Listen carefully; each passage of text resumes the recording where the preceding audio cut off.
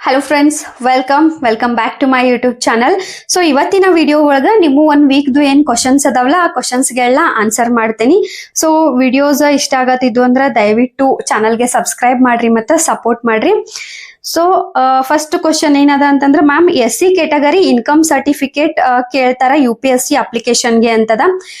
So SC ಕ್ಯಾಟಗರಿಗೆ ಯಾವುದೇ ರೀತಿ income certificate ಕೇಳಂಗಿಲ್ಲ. ಒಂದು ಏನ್ ಶೆಡ್ಯೂಲ್ ಕ್ಯಾಸ್ಟ್ ಸರ್ಟಿಫಿಕೇಟ್ ಇರ್ತೈತಲ್ಲ ಅದನ್ನ ನೀವು ರೆಡಿ ಮಾಡಿ ಇಟ್ಕೋಬೇಕಾಗ್ತದ. ಅಂಡ್ ಇಂಟರ್ವ್ಯೂ ಟೈಮ್ ಒಳಗ ಒರಿಜಿನಲ್ ಸರ್ಟಿಫಿಕೇಟ್ ನ ನೀವು ಸಬ್ಮಿಟ್ ಮಾಡ್ಬೇಕಾಗ್ತದ.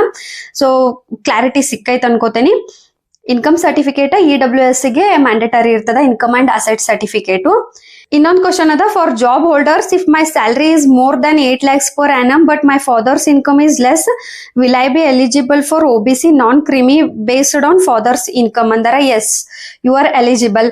ಸೊ ನೀವು ಎಲಿಜಿಬಲ್ ಅದೇರಿ, ಯಾಕಂದ್ರೆ OBC ಒಂದು ಏನು ಕನ್ಸಿಡರ್ ಮಾಡ್ತಾರಲ್ಲ ಅಲ್ಲಿ ಪೇರೆಂಟ್ಸ್ ಇನ್ಕಮ್ ನ ಕನ್ಸಿಡರ್ ಮಾಡ್ತಾರೋ, ಹಿಂಗಾಗಿ ನೀವು ಒಂದು ನಾನ್ ಕ್ರಿಮಿಲಿಯರ್ ಒಳಗ OBC ಒಳಗ ಅಪ್ಲೈನ ಮಾಡಬಹುದು.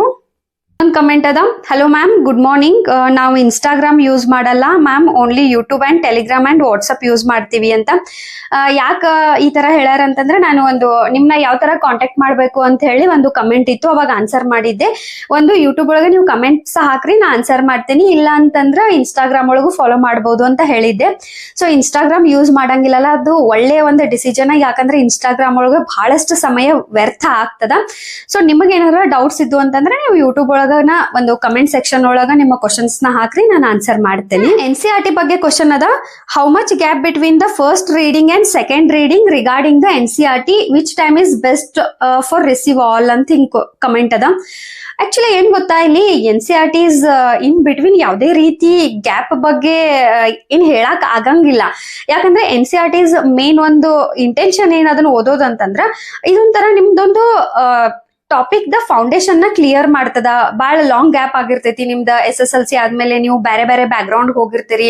ಸೊ ಸಬ್ಜೆಕ್ಟ್ ಆಗಿರ್ಬೋದು, ಕೀವರ್ಡ್ಸ್ ದ ಕ್ಲಾರಿಟಿ ನಿಮಗ್ ಬೇಕಾಗಿರ್ತದ. ಸೊ ಹಿಂಗಾಗಿ ನಾ ಹೇಳಿದ್ ನಿಮಗ 1, 2, 3, 4 ಸಲ ನೀವು ರೀಡ್ ಮಾಡಿದ್ರಿ ಅಂದಾಗ NCERTs ಇಂದ ಎಲ್ಲಾ ಟಾಪಿಕ್ ಪರ್ಫೆಕ್ಟ್ ಆಗ್ತಾವಂತ. ಸೊ ನೀವು ಒಂದ್ಸಲ ರೀಡ್ ಮಾಡಿದ್ಮೇಲೆ 2 ದಿನ ಗ್ಯಾಪ್ ಕೊಟ್ಟು ಕಸ ಮತ್ತೊಂದ್ಸಲ ಸ್ಟಾರ್ಟ್ ಮಾಡ್ಕೋಬಹುದು, ಅಥವಾ ಒಂದೇ ದಿನ ಗ್ಯಾಪ್ ಕೊಟ್ಟು ಕೂಡ ನೀವು NCERTs ನ ಕಂಟಿನ್ಯೂ ಮಾಡಬಹುದು.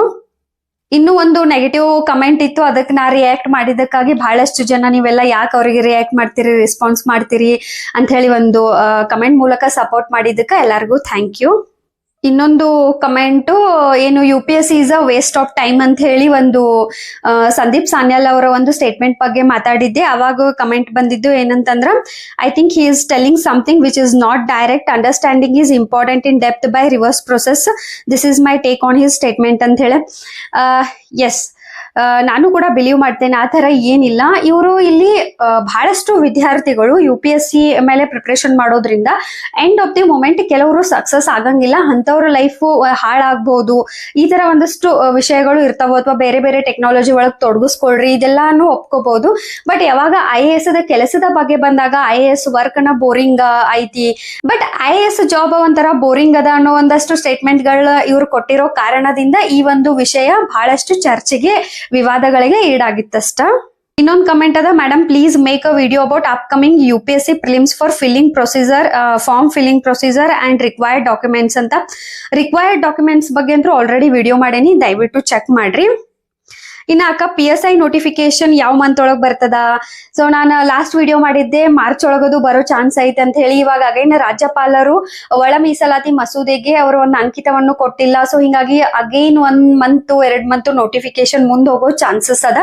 ಬಟ್ ಡೆಫಿನೆಟ್ಲಿ ನೋಟಿಫಿಕೇಶನ್ ಅಂತೂ ಆಗ್ತದ. ನಿಮ್ಮ ಒಂದು ಪ್ರಿಪರೇಷನ್ ನ ನೀವು ಜಾರಿ ಇಡ್ರಿ. ಅಗೇನ್ ಇಲ್ಲಿ OBC ಸರ್ಟಿಫಿಕೇಟ್ ಬಗ್ಗೆ ಬಹಳಷ್ಟು ಕ್ವಶನ್ಸ್ ಗಳದಾವ. ಏನಂತಂದ್ರೆ, ನಾನು ಅಪ್ಲೈ ಮಾಡೋ ಟೈಮ್ ಒಳಗ ವ್ಯಾಲಿಡ್ ಇತ್ತು, ಬಟ್ ಇವಾಗ ಡೇಟ್ ಚೇಂಜ್ ಆಗೈತಿ ಅಂತ ಹೇಳಿ. ಇಲ್ಲಿ UPSC ಯಾವುದೇ ರೀಸನ್ ಅದು ತಗೊಳಂಗಿಲ್ಲ. ಸೊ ಏನ್ UPSC ಒಂದು ಡೇಟ್ ನ ಕೊಟ್ಟದ ಅಂಡ್ ಪ್ರಿಸ್ಕ್ರೈಬ್ಡ್ ಫಾರ್ಮ್ಯಾಟ್ ನ ಕೊಟ್ಟದ, ಅದ್ರೊಳಗ ಆ ಫಾರ್ಮ್ಯಾಟ್ ಒಳಗ ನಿಮ್ ಸರ್ಟಿಫಿಕೇಟ್ ಇರ್ಬೇಕು ಮತ್ತೆ ಡೇಟ್ ಕೂಡ ಇರ್ಬೇಕಾಗ್ತದ. Ma'am my name spelling Prasanna in all marks card same, but this is right or wrong because this name spellings Prasanna or Prasanna. So ಇಲ್ಲಿ ಯಾವಾಗ ಸ್ಪೆಲ್ಲಿಂಗ್ ಬರ್ತೈತ್ಲಾ, ಇದು ಪ್ರಸನ್ನ ಅಥವಾ ಪ್ರಸನ್ನ ಯಾವ್ದಾರ ಒಂದ್ ಸ್ಪೆಲ್ಲಿಂಗ್ ಇರ್ಲಿ, ಬಟ್ ಎಲ್ಲಾ ಮಾರ್ಕ್ಸ್ ಕಾರ್ಡ್ ಒಳಗೆ ಏನೈತ್ಲಾ ಅದನ್ನ ನೀವು ನೆಕ್ಸ್ಟ್ ಗೂ ಫಾಲೋ ಮಾಡ್ರಿ. ಇಲ್ಲಿ ರಾಂಗ್ ರೈಟ್ ಅಂತ ಇರಂಗಿಲ್ಲ, ಬಟ್ ಏನ್ ಎಲ್ಲಾ ಡಾಕ್ಯುಮೆಂಟ್ಸ್ ಒಳಗೆ ಸೇಮ್ ಐತ್ಲಾ ಅದನ್ನ ನೆಕ್ಸ್ಟ್ ಎಲ್ಲ ಕಡೆ ನೀವು ಫಾಲೋ ಮಾಡ್ರಿ. ಆರೋಗ್ಯ ಇಲಾಖೆಯ ಬಗ್ಗೆ ವಿಡಿಯೋ ಮಾಡ್ರಿ ಅಂತದ, ಸ್ಟಾಫ್ ನರ್ಸ್ ಪೋಸ್ಟ್ ಆಗಿರ್ಬೋದು ಅದ್ರ ಬಗ್ಗೆ ಎಲ್ಲ ವಿಡಿಯೋ ಮಾಡ್ರಿ ಅಂತದ. ಎಸ್, ಡೆಫಿನೆಟ್ಲಿ ಮಾಡ್ತೇನೆ. ಅದ್ರ ಬಗ್ಗೆನೂ ಸ್ವಲ್ಪ ರಿಸರ್ಚ್ ಮಾಡಿ. ಸರ್ಟಿಫಿಕೇಟ್ ಬಗ್ಗೆ ಬಹಳಷ್ಟು ವಿದ್ಯಾರ್ಥಿಗಳು ಒಂದು ಕಮೆಂಟ್ಸ್ ನೋಡಿ ಕರೆನ ಬೇಜಾರಾಗತ್ತದ.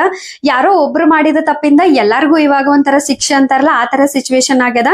ಮ್ಯಾಮ್, ನನ್ನ OBC ಸರ್ಟಿಫಿಕೇಟ್ ಲಾಸ್ಟ್ ಇಯರ್ ಜನವರಿಯಲ್ಲಿ ಮಾಡಿಸಿದ್ದು. ಇದು ಲಾಸ್ಟ್ ಡೇಟ್ ಬಂದು February 14, 2026 ತನಕ ಇದೆ ಮ್ಯಾಮ್.